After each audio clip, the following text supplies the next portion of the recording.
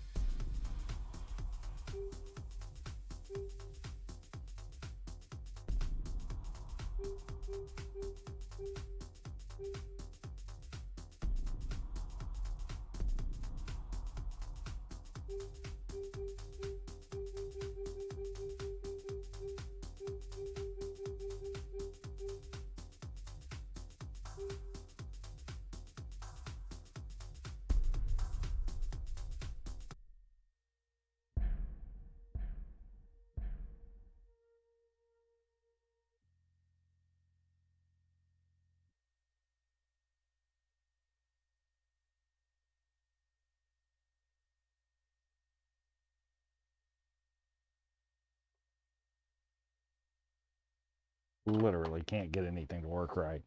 All right, let's click that button. I don't need that.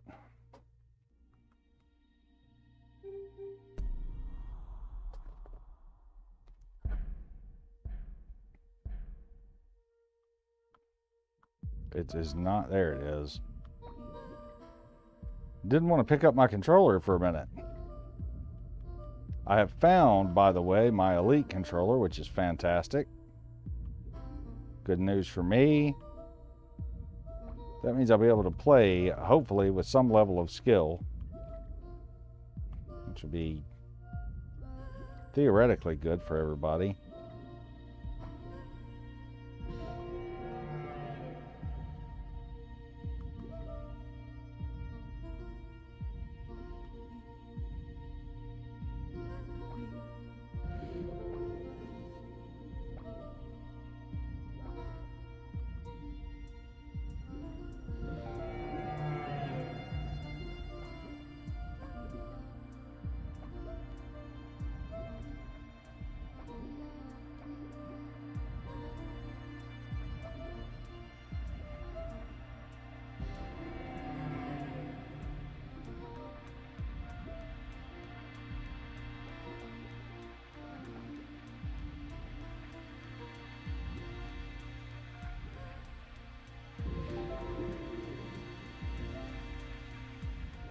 And try not to get a dirty Tetris here. That wouldn't be any good.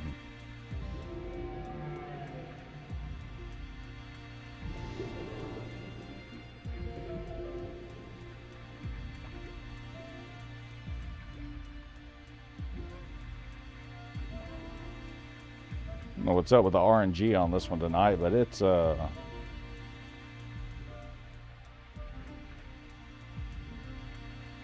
give me anything to work with here.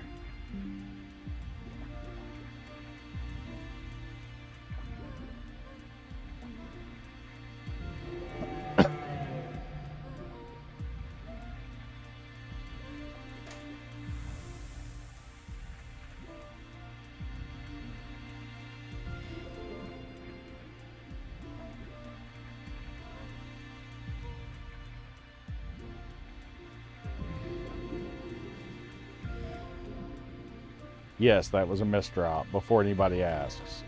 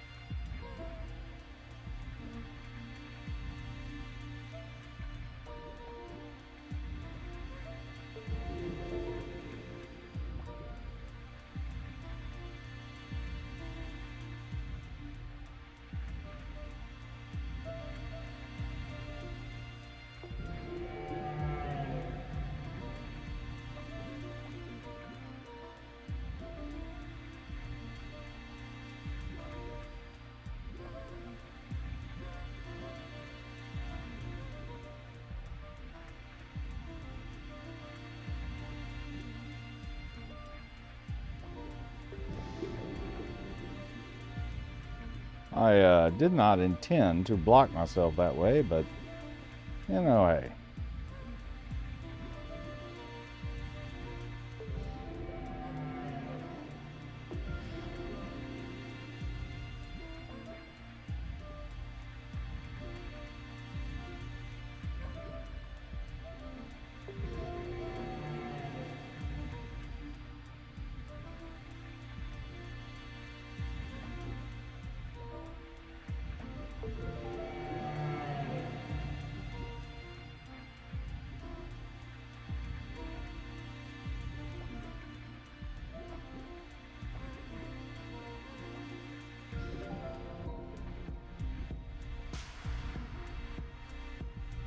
You know, it's so funny, when I started playing this game, of course this is the first world level you come to on Tetris Effect, and I immediately, without having to have the game explained to me, which I mean it's just Tetris, we're just stacking pieces, but I immediately, as soon as this portion started, I got it. It was, and I don't say this lightly, it was one of those moments where you instantly connect with the game developer, with the original game creator, Alexei Pajitnov, and I instantly understood the passion behind it and the depth in it and what the game was about. And that is a really, really rare moment in video games to get that. And everybody experiences a little bit different, but it's a really, really rare, transparent moment in video games that you don't get it much. It doesn't come along often, where you completely get, you are alone with the developer, you're with the creator, and they're pouring out their soul in this piece of art for you. And you know, when you do get those moments, it's a moment of clarity in a game that changes a game, you know, from just a toy into a piece of art, right? Because, you know, for something to be the cliche of, you know, something, if if something's going to be art, it can have no other purpose other than to be beautiful for itself. That's it. It can serve no other purpose. And this is one of those moments where you immediately get the art and the passion put into it. I could sense it. And I think that's what instantly drew me to this game. You look at the backgrounds of it, and you understand. I've got the controls just cranked way too high on this sensitivity. I need to turn that down. But as I said, it was one of those moments where I could instantly feel the message that was being sent out to me, and the passion that they felt in creating this. And that is special. Genuinely and legitimately, that is really special. Because that's so difficult to convey. I mean, I guess it's easy to convey in a song. It's easy to convey in, a piece of art, or in a movie, or, in an opera. But in a video game where it is the user who controls the narrative, it's incredibly difficult to get your point across about the passion that you shared or that you had for this project and what you were working on. And it's very difficult to get the user to feel what you felt. I think this intro song, and I love playing this particular level. I really genuinely do. And I think I love it so much because every time I play it, I get the same emotional feeling. And I remember when, because this game had kind of sort of been out in development, and there were lots of people testing it. And I remember very distinctly when it came out, and it came out right before Jonas Neubauer passed away. And if you watch the original intro to this, and he's there, and he had a passion for this game, that he wanted other people to feel. And you see the interviews with Alexei Pajitnov, and and him saying that this is the Tetris that he never had the ability, the technological ability, it wasn't there to make, but that this was perfect. In his opinion, this is exactly what he always wanted. And that, when you see the passion of people who developed or loved this game, the simple little Russian game of Tetris, and you see their passion for it, and then a game developer comes along and they recognize that, and they see it, and they pour their heart into it, it really, really shows. It is something amazingly beautiful. And there are lots of levels to this game, but I think, like I said, one of the most important things for me is how a game feels. When I sit down and I play, Grand Theft Auto, I get the satire and the comedy, and I get what it's about. I can see I can see rock stars and the guys that work on it. I can see instantly what they're trying to tell me. I get it. And how can you not? You know, they are, for lack of better terms, poking fun at a lot of things, but they're making a commentary too on, you know, what they see. You know, when you play, you know, a perfect example is, you know, the first Call of Duty Black Ops. You know, you get that they weren't just creating another shoot 'em up game. I mean, they were, but they were telling that story, right? And that story is what separates a good game from a masterpiece, you know. And I talk about it a lot with people, you know, when music comes up. You know, you get a lot of music that's just, it's just sounds, and, you know, there's no passion, they're just making some music, you know, and that's fine. But the songs that stand out to you as a person are the songs that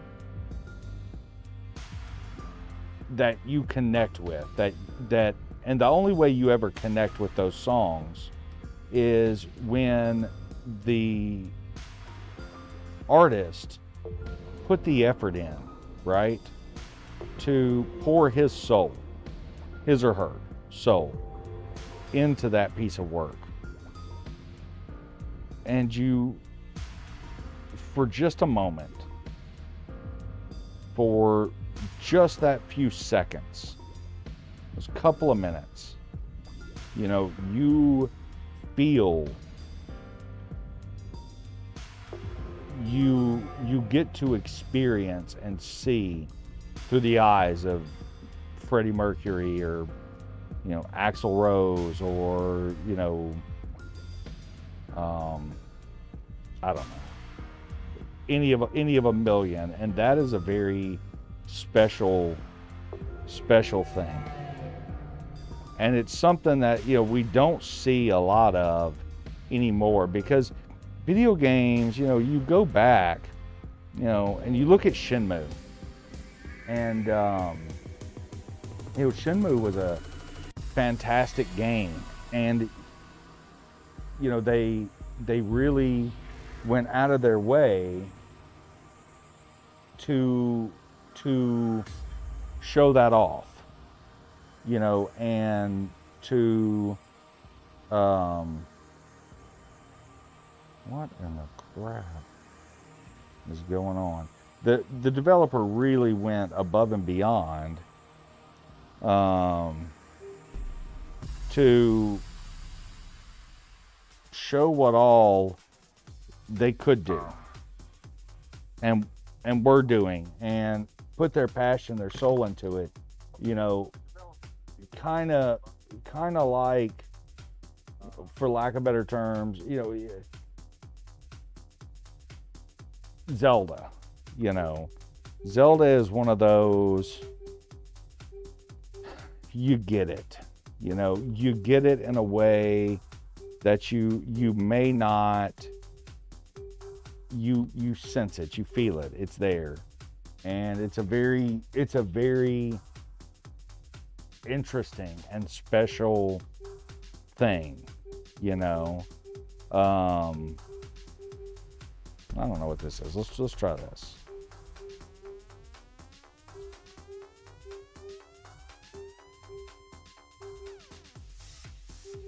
I don't know what this is. Playlist World. Let's try this one.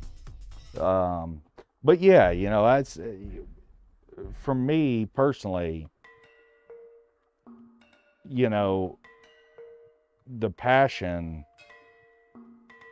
matters. And we used to get that, even though the graphics sucked. You know, we used to get that a lot more than we do now. I don't know why I did that, but I did. I got to talking and really screwed myself here.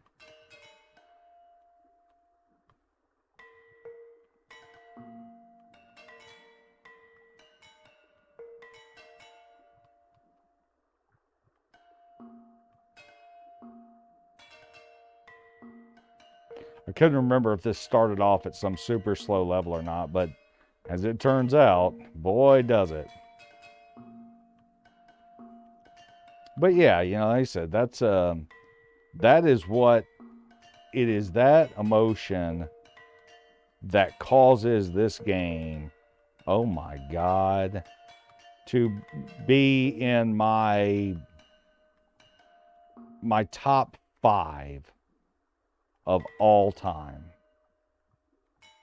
is the feeling that this game gives you.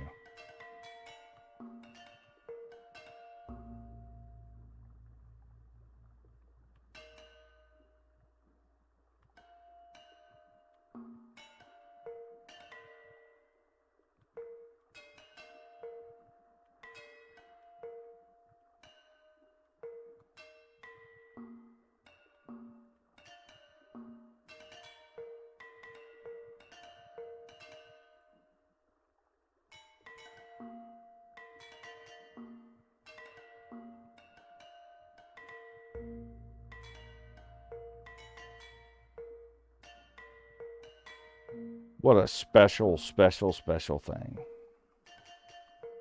So enough of all that rambling. How's everybody doing tonight? What are you guys up to?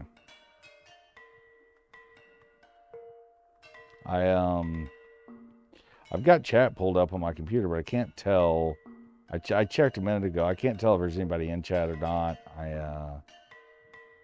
It's pulled up, but sometimes on OBS side, it's a little janky. There's some. I did find a bunch of plugins that I didn't know about, and I guess I need to download some of them because they let you do things and stuff. But well, there you go. I guess we cleared that one. Let's see where it gives us now. Okay. That looks good. I was up a little bit earlier watching Jeff Favagrano play I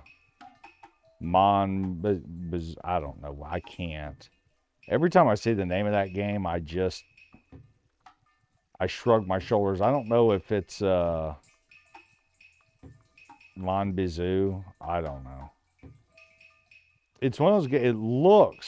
It looks interesting. Like, it looks like something that I would not play, but it looks interesting enough that I might play it.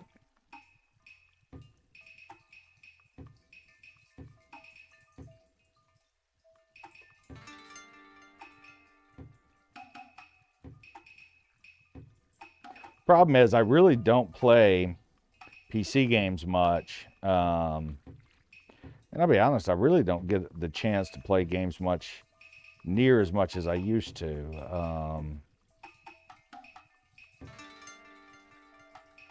I mean, occasionally I'll break out Tetris Effect or, something retro and play it. But honestly, and I know it sounds funny because I should get to play a lot, but generally, my free time, especially anymore, is, trying to find a way or time to stream for you guys, which is really important to me. I really enjoy doing it, but that kind of puts me in a bit of a hole because that, by the time I get home from work, I'm sort of out of time. And so any game that I'm going to play, I just don't have time to do it. But I had a few minutes tonight, and so I thought I'd hop on for a few minutes and play and hang out. I did status of everything. So I finally finished this morning, and I say finished, that's the stupidest sentence I've said tonight. I finished the new hot end upgrade for the Ender 3 Pro. I did manage to wrap that up, and I did a test print, and now I got bigger fish to fry with that. The print I did. I was trying to make a just a real simple little laptop cooler battery. So my laptop used to sit on a cooling pad, right? And I don't remember the name of it. It's, I don't know, some Chinese thing, but it's pretty good. It definitely did the job well, and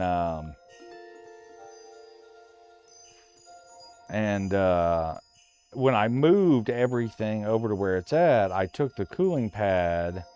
It wouldn't fit on the wecome mount style laptop stand that I had, so I didn't have the extra fan coolers underneath the thing, right? It was just sitting on a metal plate, and so it was running a little bit warmer, and I thought that was odd, even though I had replaced all the thermal compound in it almost, I mean, I don't know, several months ago, and I went with Cryonaut Extreme because it's supposed to be really good, and it's really hard to get. And I mean, it's not impossible, obviously, but it's not exactly the easiest thing to get a hold of either. Cryonaut Extreme isn't. And so anyway, so I replaced it because that's what I ended up putting in my Series X. And so when I did the Series X, I just bought enough to do my my Legion laptop as well. And so anyway, so I thought, well, maybe it's this thermal paste is acting funny. Maybe it's not cooling as well as it should. Maybe, you know, because it's not the standard Cryonaut, right? Cryonaut Extreme. So anyway, so I, oh crap. So I just switched it out the other day with, what am I going to do now? I really screwed that one up, man. That was terrible. Anyway, the other day I decided, you know, it wasn't working up to my expectations, or it was running a little bit warmer than I wanted. And so I switched it out from the Cryonaut Extreme to MX4, which I always keep MX4 around. It is just a good, solid go-to.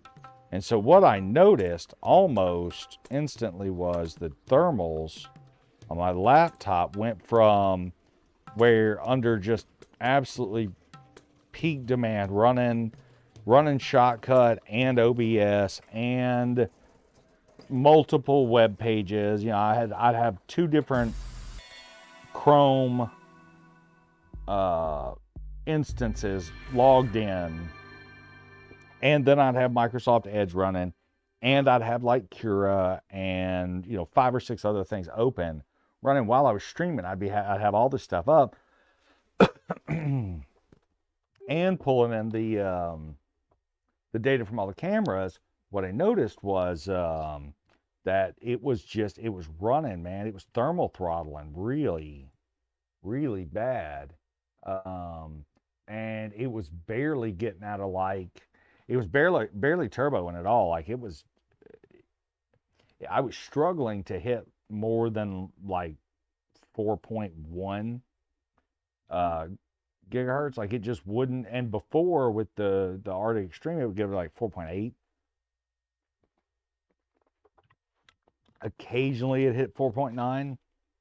And so I thought, like I said, I thought it was the Arctic Extreme was acting up. So I put not the Arctic Extreme, the Cryonaut Extreme. So I switched over to the MX4 and instantly regretted it. It was no good at all. It was actually pretty terrible. It actually made the thermals go up to where I was thermal throttling under any load, under anything at all. we got events. Let's do one of these. Let's do one of these events. Let's go marathon event. Let's do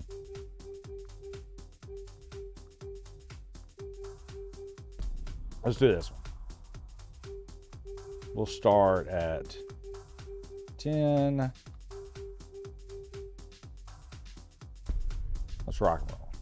I don't know why I started at 10. I can really run up to about 20 on it, but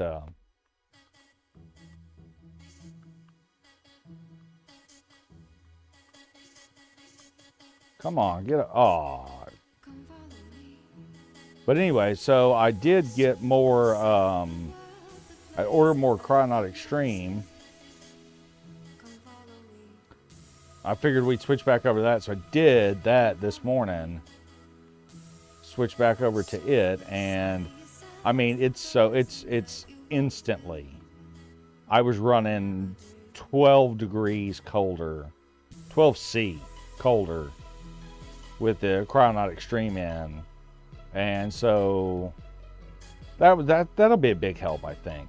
Like I said, I've got plenty of power. I mean, I don't have like the monster of all or anything, but I'm running it's a Legion 5 Pro, running a 11th gen Intel i7 with a 2060 in it. So I mean, it's doing pretty okay. It's no slouch. But again, when I'm running, 50 different instances of programs on here, I'm sitting at 64 gigs of RAM. I've only got the stock terabyte SSD, and then I put another SSD in it. The stock one's a M.2. The one that I put in it was just a standard SSD, 2.5 inch. In hindsight, I probably should have gone with with another M.2, because if you put the second M.2, so it's actually got 3 bays inside of it, but the way they lay them out is you can actually only get to one of them to use it at a time. So the way that works is if you use the standard HDMI or the standard SSD port, you cannot physically get to the second M.2, and likewise M.2. If you use it, you cannot get to the other M.2. Oh, crap. So at any rate, what I also did, and I didn't find this out till later, is that you can upgrade the battery in it to a bigger battery, which is not a big deal to me because my laptop stays most of the time plugged in. I'm pretty picky about leaving it plugged in with a little battery management thingy going, so it'll only charge it up to a certain point and then only let it discharge. You know what I mean? It keeps it within the range. Yeah, in hindsight, I would have rather gone with the M.2, a terabyte M.2, so that I could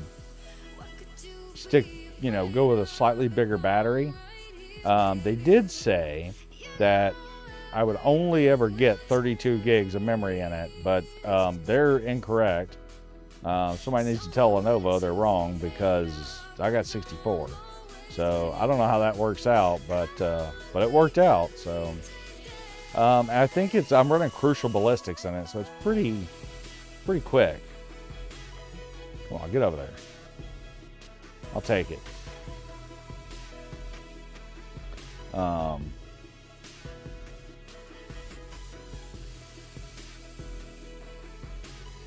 But like I said, since I oh crap, that's gonna go really bad. That'll work. Take that. Take that. Take that. Take that. Running out of space. Didn't have a choice. I got stuck. I got stuck because I screwed up a minute ago.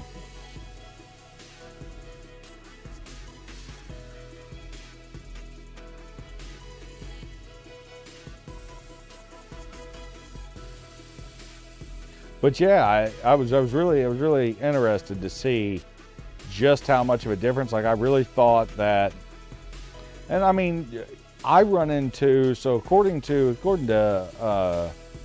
Intel Extreme Tuning Utility, I run into power current throttles more than thermal throttles, more than I ever have. I really have never really thermal throttled, even on the original thermal paste, which was hard as a rock. Oh crap, get over there. Stick you in there.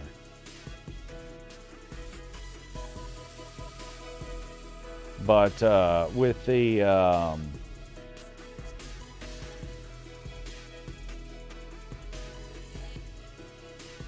I guess I just never noticed how big of a difference the Cryonaut Extreme was actually making. Oh, that was a terrible mistake. Did you see that? Jesus.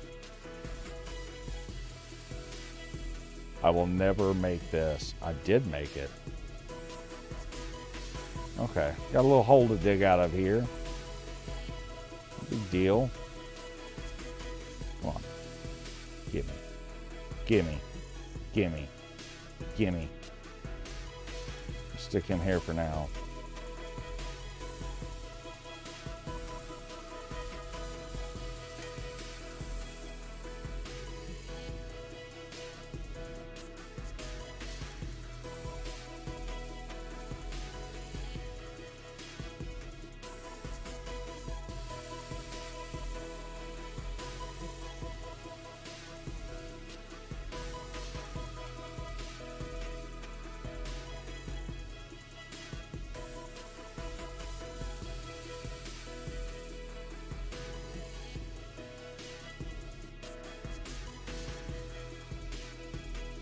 Oh no, I totally...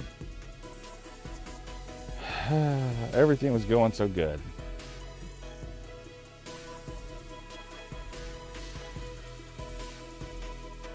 I was doing much better when I was just flapping my gums to you guys. Maybe that's what I need to get back to doing. That seemed to be working.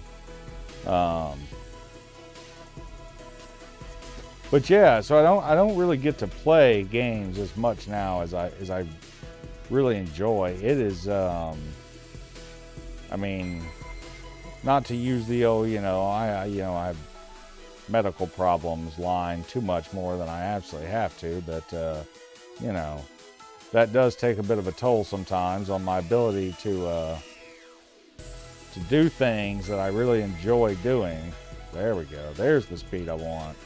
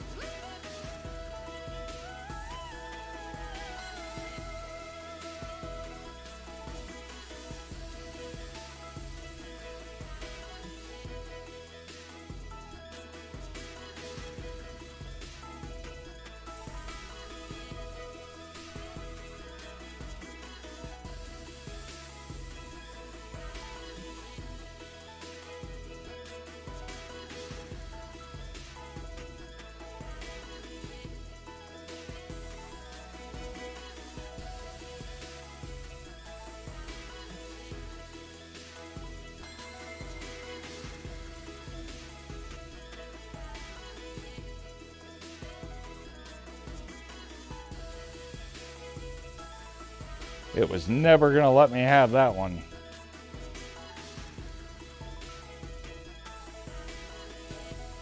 It's so funny sometimes. The auto flip, once set, sometimes it will let you pull off some amazing things, and sometimes it won't let you do any. It won't let you have it, man. It just ain't gonna. It just ain't gonna let you have anything. I really do enjoy this game. It's nice to be able to sit down and just play a little bit, you know.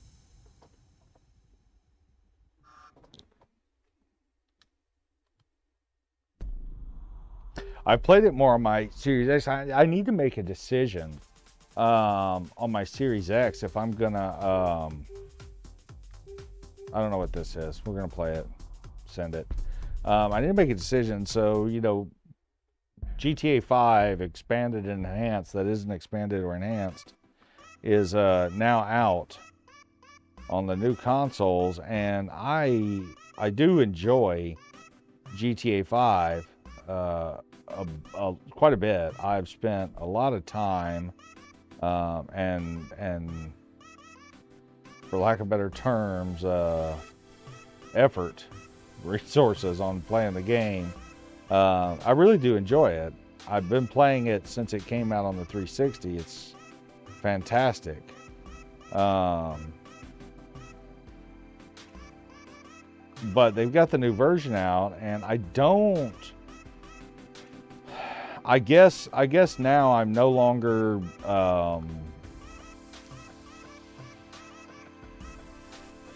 I don't know what the word is, jaded by the industry anymore. Like, I know at this point what's going to happen. Sooner or later, GTA 5 will become depreciated in Rockstar's eyes, and when it does, you know, they will shut the servers down. I mean, they're just gonna. Now, you know, I doubt that they're gonna do that like on the Xbox One until 6 has been out for a minute, you know. And I doubt it'll probably be a little bit longer on the series consoles, but that kind of depends, you know, from a business perspective. If nobody buys them, if they don't have the player base for expanded and enhanced, since it's only on next gen consoles and it's not cross platform, you know, it's one of those, like, it's a tough business sell to keep those servers open and operational, you know, for, like, at this point now there is going to be, oh, I didn't know I was under a time limit here.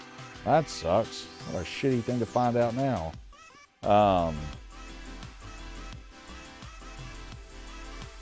If I'd known that, I'd been playing this a little bit differently. Sorry, we'll make do. It doesn't make it's not a very good business case for keeping literally, oh crap, I ruined that. It's all right. We're gonna patch something together out of this. It's not gonna be pretty, but we're gonna patch something together out of it. It doesn't make a lot of business sense, sorry, to keep supporting a server that will only allow PS5 players to play it, or Xbox Series X and S, when Xbox One, you know, is cross-play, at least to PC anyway. You know, so I don't know what they're going to do, but I didn't transfer my character over from the 360 to the One. I didn't do it. I kept my character where it was on the 360, and then I started a new character on the One. And I think I'll probably do that too. I'm probably going to go ahead maybe tomorrow and buy the game. I guess I need to go ahead and do it, though. I do hear of a little bit of performance hits that the series consoles are taking that maybe the PS5s are not. I have my own theories about that. And my theory is, I don't mind sharing it. My theory is that, you know, the PS5, Sony worked out a great deal. And they have with Rockstar several times in the past for, you know, early launch exclusives and stuff like that. I have a feeling that it's not that the Xbox, the Series X, the hardware is near identical. Near makes no difference, identical to what's in the Sony anyway. I mean, come on, let's, you know, I'm as big of an Xbox fanboy as the next guy is, you know, but be honest, the hardware is near identical. There's not enough of a difference between them to make a difference, really. I mean, I know the Series X technically is the more powerful console, but realistically, near makes no difference. They're the same.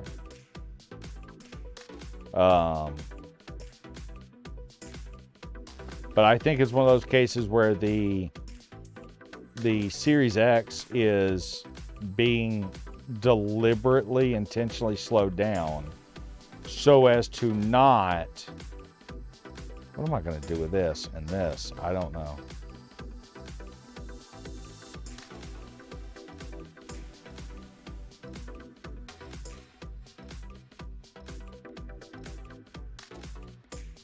I don't really like any of that. I'll make that work though. So yeah, that's my belief. I really do. I know that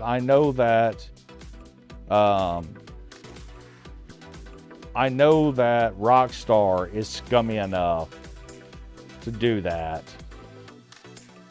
I know that Sony is scummy enough to do that.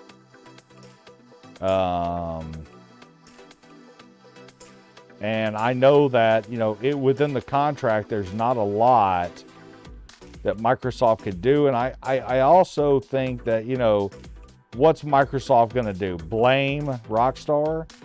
At this point, the only thing Microsoft really do about it is buy Rockstar. But even if they did within the contract time frame, they'd never complete the buyout in enough time to make a big enough difference. So, you know, I have a feeling when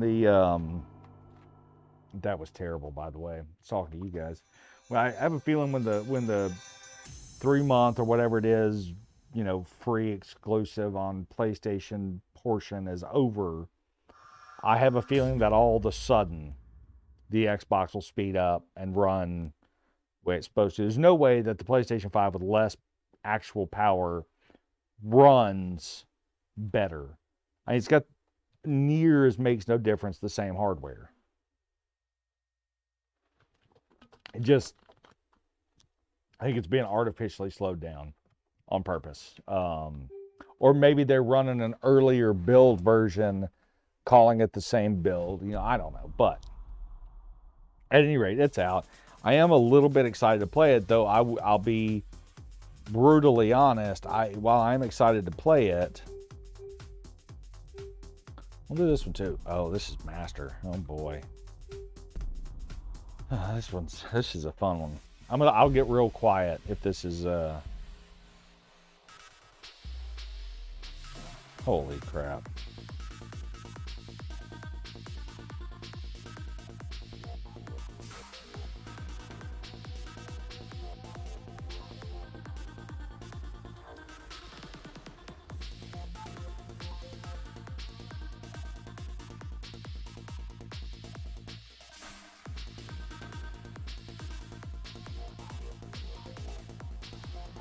Yeah, this is master level. I'll get pretty quiet.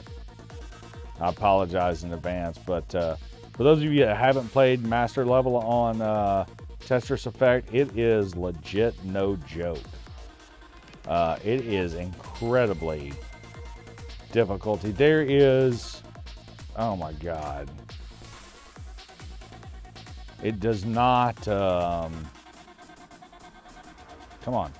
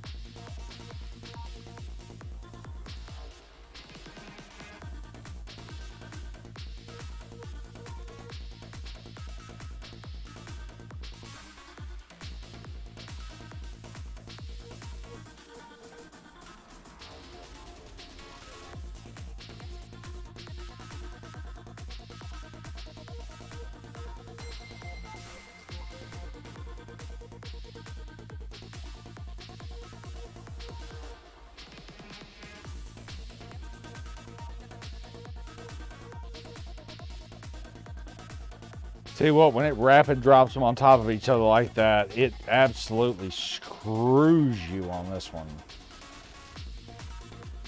Master level does not suffer mere mortals or fools, and since I'm both, that's all we're gonna get.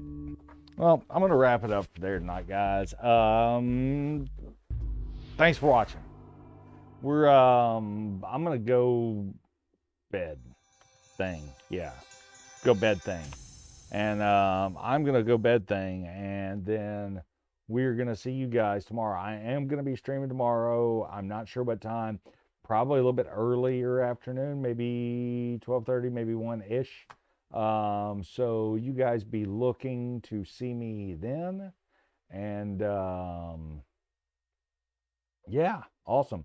Thanks for coming and hanging out. I appreciate it. We'll see you guys soon.